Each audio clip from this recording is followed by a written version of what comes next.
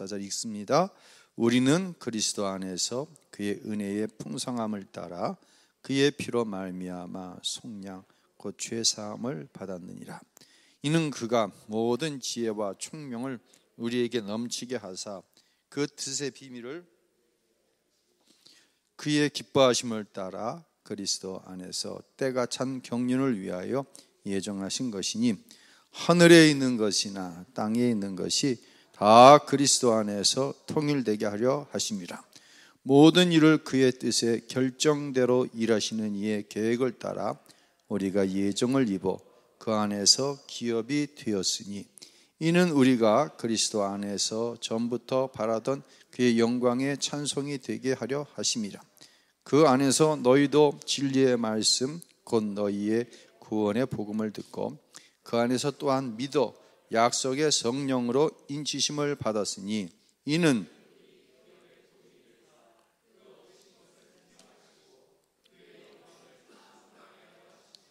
아멘. 할렐루야. 이 밤 하나님의 영광이 우리 안에 넘쳐날 수 있기를 예수님의 이름으로 축원합니다. 가슴 뛸 만한 일이 없는 세상을 우리는 살아가고 있어요. 혹시 여러분 가운데 어떤 일로 인해서 막 가슴이 벌렁벌렁 뛰고 막 내 안에 있는 피가 끓어오르는 것 같은 열정이 생기고 이런 일이 최근에 혹시 있었던 기억이 있으신가요? 여러분 표정을 보니까 괜히 물어본 것 같아요. 이건 좀 무식한 목사의 소견이니까 여러분이 이해하고 좀 들어주셨으면 좋겠어요. 요즘 매우 핫한 이슈 중 하나가 GPT에 대한 것입니다. 지난 4월 5일자 국민일보에 난 기사를 저희 교단 잡지에서 인용한 글을 보았더니 목회자들 가운데 5명 중 1명이 챗GPT를 이용해서 설교를 작성한 경험이 있다라는 대답을 했습니다. 저는 설교에 챗GPT를 사용하는 것에 찬성하는 사람도 아니고 그렇다고 반대하는 사람도 아닙니다. 왜냐하면 아직 챗GPT를 사용해 보지도 않았으면서 뭐 찬성한다 반대한다 이런 얘기를 할 자격이 없는 무식한 목사입니다. 에스겔서 37장에 보면 하나님께서 에스겔을 골짜기로 데려가 볼 때에 그 골짜기에는 마른 뼈들만이 가득했습니다. 하나님께서 선지자를 통해 말씀하실 때 이 마른 뼈들이 서로 연결이 되고 거기에 핏줄이 붙고 힘줄이 붙고 살이 차오르고 가죽이 채워졌습니다. 그러나 그 에스겔 골짜기에 붙어있는 생명들은 살아있는 생명이 아니었습니다. 왜냐하면 그들 안에 뭐가 없었기 때문에 생기가 없었기 때문입니다. 하나님께서 흙으로 사람을 만드셨습니다. 그러나 이것은 물리적인 사람일 뿐입니다. 하나님께서 그 코에 생기를 불어 넣으셨을 때 무엇이 됐죠? 생명, 살아있는 존재가 되었습니다. 목사로, 설교자로 제 가슴이 뛸 때가 있습니다. 제 피에 뜨거운 온기를 느낄 때가 있습니다. 바로 하나님께서 주신 말씀을 설교로 준비할 때입니다.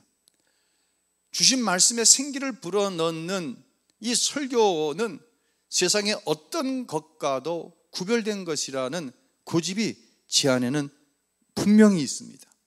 요즘에 우리 부교육자들이 자꾸만 하나님의 말씀을 모니터에 띄워서 함께 읽게 하고 그 말씀을 중심으로 설교를 해 나가는 것을 볼 때에 제가 한 번도 우리 부교육자들에게 말씀을 중심으로 설교를 해라, 말씀에 하나님의 영을 더딥혀라 라고 강조한 적이 한 번도 없지만 우리 부교육자들이 그러한 설교를 하는 것을 볼 때 매우 감사하다는 생각을 합니다. 이 설교가 죽은 영혼을 살리고 상한 심령을 치유하는 능력이라고 하는 것을 제가 믿기 때문에 저는 한 편의 설교를 준비하고 주일을 기다릴 때 제 가슴이 뛰고 제 피가 뜨거워지는 것을 경험합니다. 이런 감동과 감격을 잃어버릴까 봐 두려워서 챗 GPT에 아직 접근하지 않고 있습니다. 사랑하는 성도 여러분, 저는 오늘 바울이 전한 에베소서 1장의 말씀을 가지고 여러분과 함께 사명과 축복이라고 하는 제목을 가지고 말씀을 전하려고 합니다. 바울은 가슴이 뜨거운 사람이었습니다. 바울의 피는 펄펄 끓어올랐습니다. 무엇 때문입니까? 오직 예수, 오직 복음 때문이었습니다.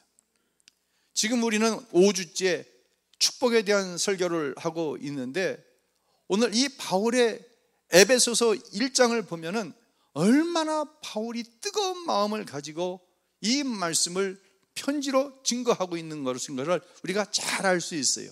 그런데 이 에베소서 1장은 아주 일정한 패턴을 가지고 있어요. 자, 먼저 1장 5절로 7절 한번 읽어볼까요? 시작. 그 기쁘신 뜻대로 우리를 예정하사 자기의 아들들이 되게 하셨으니 우리는 그리스도 안에서 그의 은혜의 풍성함을 따라 그의 피로 말미암아 속량 곧 죄 사함을 받았느니라. 나도 보세요. 바울은 먼저 에베소서 1장에서 하나님이 어떻게 자기를 구원했는가에 대해서 말씀하고 있는 거예요. 어떻게 바울이 구원함을 받았습니까? 예수 그리스도로 말미암아. 할렐루야. 또한 그의 피로 말미암아 속량 곧 죄 사함 받음으로 구원함을 받았다. 어떻게 구원받았는가에 대해서 분명하게 못을 꽝꽝꽝 받고 있는 거예요. 그러면서 바울은 계속해서 이야기합니다. 그러면 왜 하나님은 당신의 아들 예수를 십자가에 내어 죽이시면서까지 저와 여러분을 왜 구원하셨는가? 이렇게 물으면 여러분은 사랑하기 때문이죠 라고 얘기할 거예요. 그러나 하나님 편에서는 우리를 사랑하셨기 때문에 구원했지만 내 편에서는 과연 내가 사랑받을 만한 뭐가 있어요? 없다고 하는 것입니다. 그렇기 때문에 우리는 단순히 은혜로 구원받았다고 하지만 바울은 에베소서 1장에서 왜 하나님께서 저와 여러분을 구원하셨는가에 대한 분명한 이유를 설명하고 있어요. 자, 6절과 12절과 14절에 그 이유가 설명되는데 읽겠습니다. 이는 그가 사랑하시는 자 안에서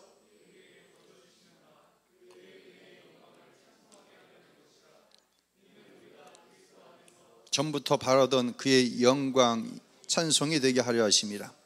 이는 우리 기업의 보증이 되사 그 얻으신 것을 속량하시고 그의 영광을 찬송하게 하려 하심이라. 공통된 한 가지 단어를 통해서 왜 하나님께서 우리를 구원하시는가에 대한 분명한 답을 주고 계세요. 그 한 단어가 뭐죠? 뭐죠? 예, 6절, 12절, 14절 공통적으로 나와 있는 단어가 있는데 바로 영광을 위해서 구원했다라고 말씀하고 있는 것이에요. 사랑하는 성도 여러분, 우리는 어떻게 하나님께 영광을 올려드릴까요? 일반적인 대답은 예배를 통해 영광 올려드립니다. 찬송을 통해 영광 올려드립니다 라고 이야기할 수 있습니다.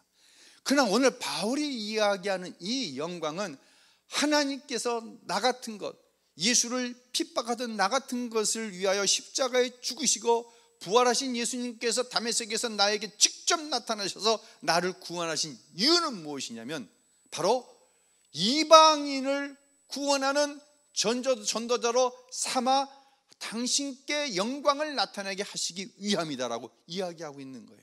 다른 말로 이 영광은 무엇과 연결이 돼요? 사명과 연결이 되는 거예요. 할렐루야. 여러분이 잘 아는 사람이 있어요. 여류 여행가이면서 오지 탐험가 있죠. 누굴 생각나세요? 여자분 한비아. 여러분 한비아 씨가 요즘 뭐 하는지 아세요? 오래됐어요. 지금 월드비전에 긴급 구호 팀장으로 활약을 하고 있어요. 한 대학생이 한비아 씨에게 물었어요. 아니, 그 재미있는 여행, 그 스릴이 넘치는 오지 탐험가, 여행가에서 왜 긴급 구호 팀장이라고 하는 위험한 일에, 그 재미없는 일에, 자신을 희생해야 하는 일에 변신을 했습니까? 라고 물어봤어요. 그랬더니 한비아 씨가 자기도 모르는 새 쑥 하고 나온 대답이 뭔지 아세요? 이 일이 내 가슴을 뛰게 하고 내 피를 끓게 하기 때문이죠 라고 대답을 했어요. 그런데 한비아 씨가 이 대답을 하고 나서 스스로가 깜짝 놀라버렸어요. 왜냐하면 이건 준비된 말이 아니에요. 평상시 자기가 이렇게 이야기해야 되겠다고 생각했던 이야기가 아니에요. 이 말은 누군가에 의해서 영향을 받아 자신의 인생을 바꿔놓은 이야기였어요. 그럼 누가 한비아 씨의 인생을 바꿔놨을까요? 그 사람은 바로 저 아프리카 케냐 나이로비에 있는 40대 젊은 안과 의사에 의해서였어요. 이 한비아 씨가 이 안과 의사를 만났는데 이 의사는 얼마나 케냐에서 유명한 명의인지 대통령도 이 사람에게 치료를 받는다든지 만나려면 며칠씩 대기를 해야 돼. 그 정도로 유명한 사람이에요. 그런데 이런 의사가 뭐가 부족해갖고 아프리카 가장 오지의 이동식 병원을 가지고 다니면서 풍토병과 전염병에 시달리는 원주민들을 치료하는 일을 한 거예요. 한비아 씨가 이 의사를 만나 물었어요.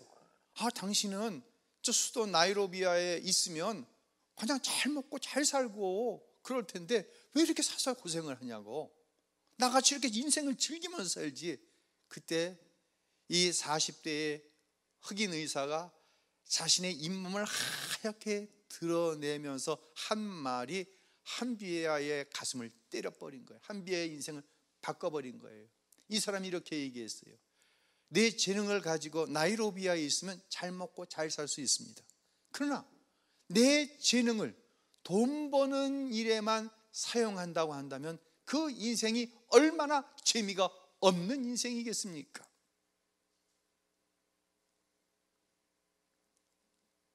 그러면서 이어서 하는 얘기가, 이 얘기가 내가 가지고 있는 이 재능으로 오지에 가서 풍토병을, 전염병을 앓고 있는 환자들을 무료로 치료해 줄 때 내 가슴이 뛰고 내 피가 끓는 것을 나는 경험했습니다.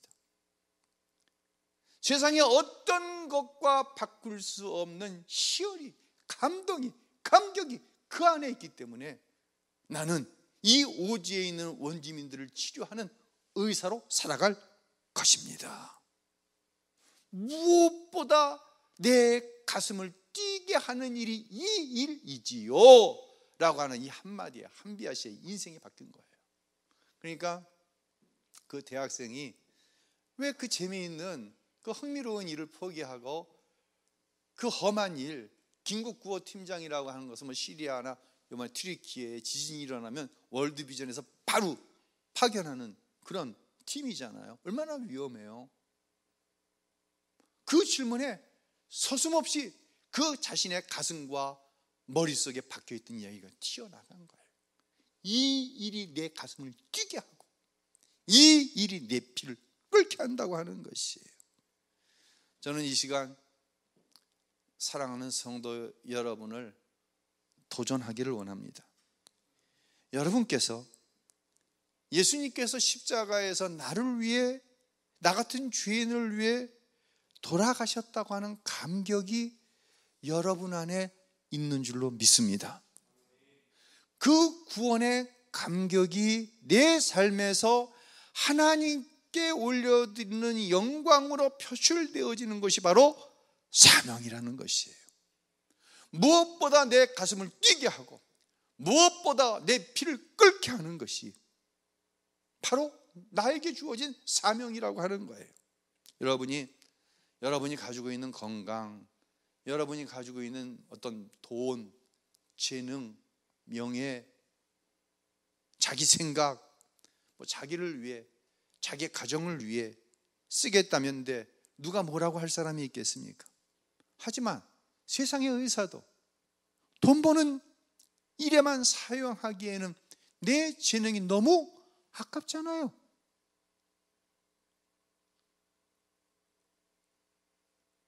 이렇게 고백한다고 한다면 자기의 취미생활,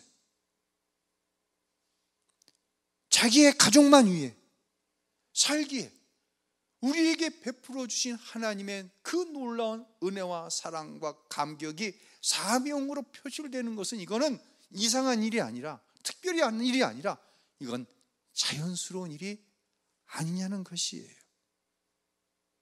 이 시간 여러분을 축복합니다. 하나님께서 주신 사명으로 살아가시길 바랍니다. 나에게 주신 자식, 나에게 주신 물질, 나에게 주신 건강, 나에게 주신 사회적인 위치, 그 어느 것 하나도 예수의 심장이 내 심장이 되어질 때 우리의 가슴이 뜨거워지고 내 피가 끓는 거예요. 누구 때문에? 나를 구원하신 하나님의 그 놀라운 은혜와 사랑 때문에. 이때 주어지는 것이 바로 뭐다? 사명이라고 하는 것이에요. 여러분, 우리 교회 안에는요, 이와 같이 사명으로 살아가는 성도들이 많이 있습니다.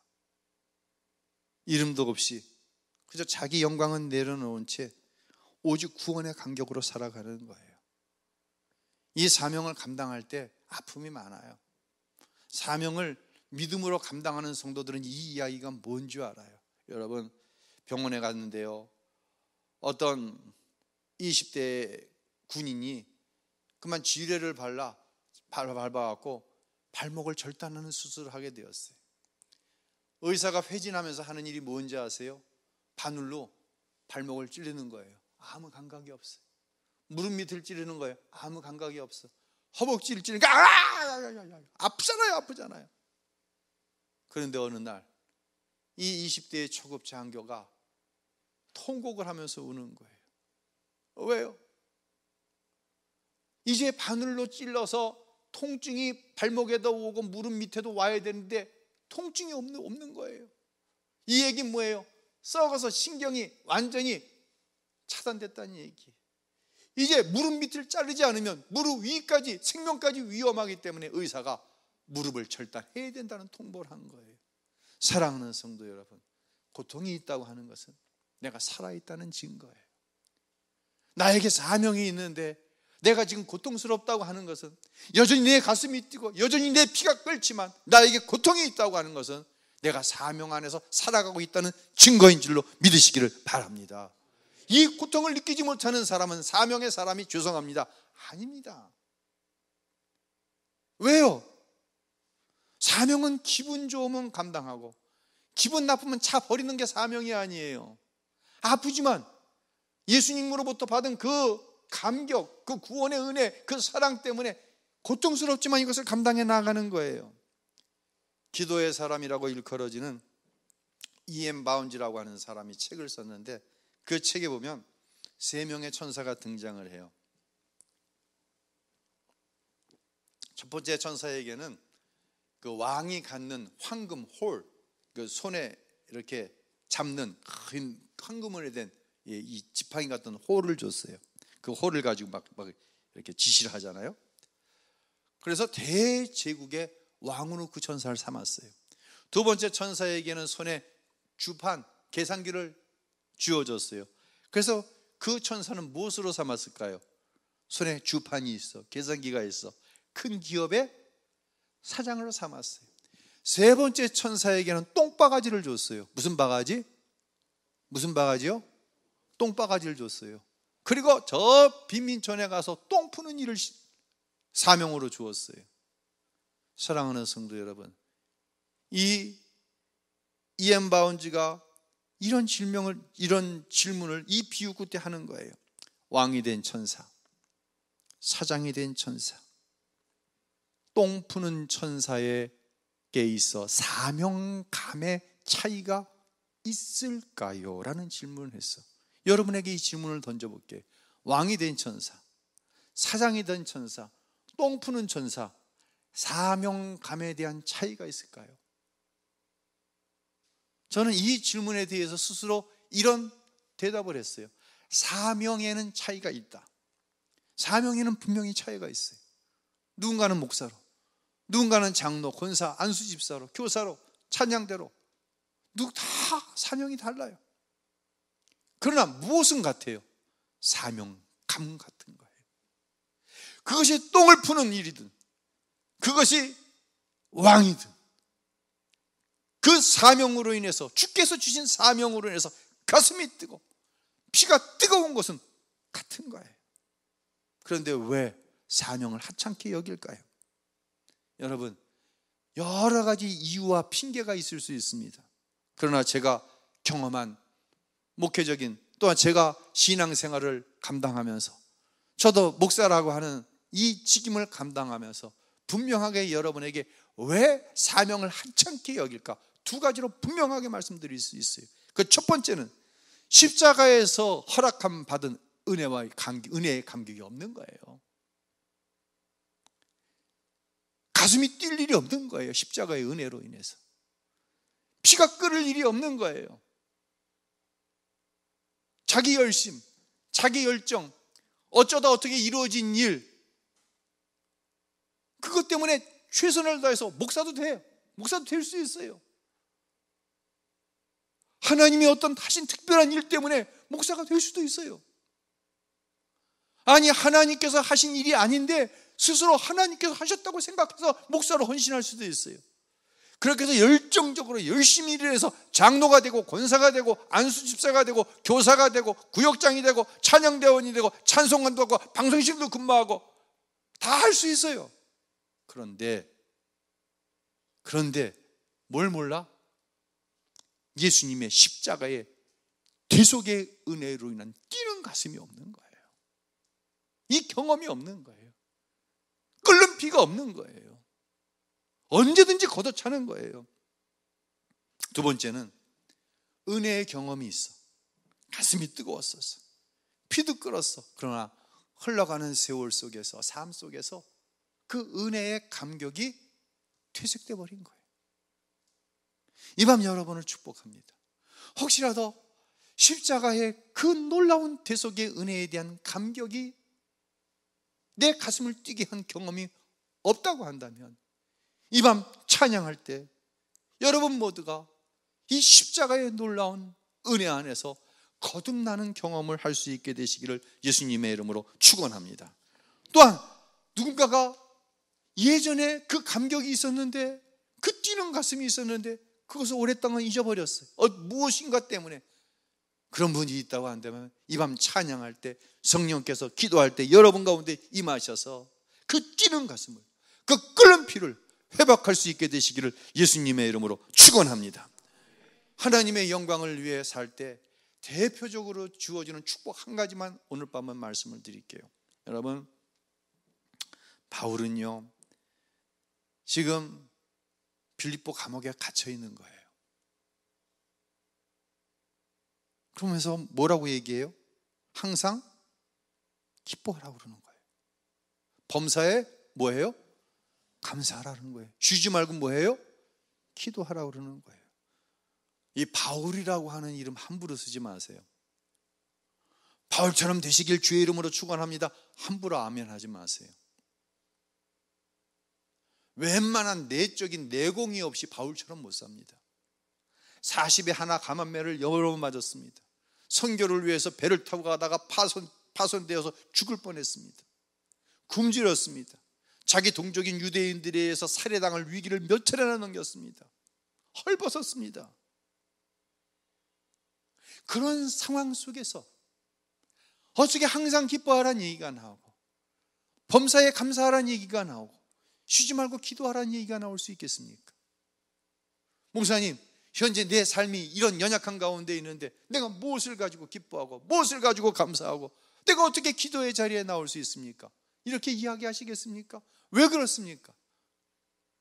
사명으로 인한 뜨거운 가슴을 잃어버렸기 때문이에요. 사명으로 인한 뜨거운 것은 끓는 피가 있으면 바울 사도처럼 어떤 상황 속에서도 감사가 나오고 기쁨이 나오고, 할렐루야, 도저히 내가 감당할 수 없어, 이건 주님께 맡길 수밖에 없어. 그렇기 때문에 기도의 자리로 나아가는 거예요. 쉬지 않고 기도하는 거예요. 할렐루야. 이유가, 핑계가 없어지는 거예요. 이것이 바로 바울이 받은 내적인 축복인 거예요. 저는 믿음으로 사명을 감당하다가 복을 받은 많은 믿음의 사람들을 알고 있습니다. 우리 교회 안에도 그런 많은 분들이 계십니다. 그런데 여러분에게 이 밤 축복하는 것은 그런 외적인 축복 중요합니다. 그러나 정말 가슴이 뛸 것이 없는 세상을 우리가 살아가면서 이 밤 여러분을 축복하는 것은 모든 일에 감사가 넘쳐나고 정말 항상 기쁨이 있고 기도의 자리로 나아갈 때 가슴이 벌렁벌렁거리고, 할렐루야, 그것을 잃어버리고 산다고 한다면 외적인 축복이 도대체 무슨 의미가 있어요? 무슨 의미가 있어요? 아무 감격이 없는데, 아무런 감동도 없는데 우리는 이런 시대에 살고 있어요. 더구나 그런 것을 축복이라고 이야기하면서 살고 있어요. 그러니 예수로 인한 감격, 사명으로 인한 감격 잃어버리는 거예요. 없어지는 거예요. 분명히 은혜에 대한 경험이 있는데, 분명히 내 안에 은혜에 대한 경험이 있는데 그 감격을 잃어버리고 살아가는 것이에요. 다시 한번 여러분을 축복합니다. 이 밤 십자가만 바라봅시다. 왜 십자가만 바라봐야 됩니까?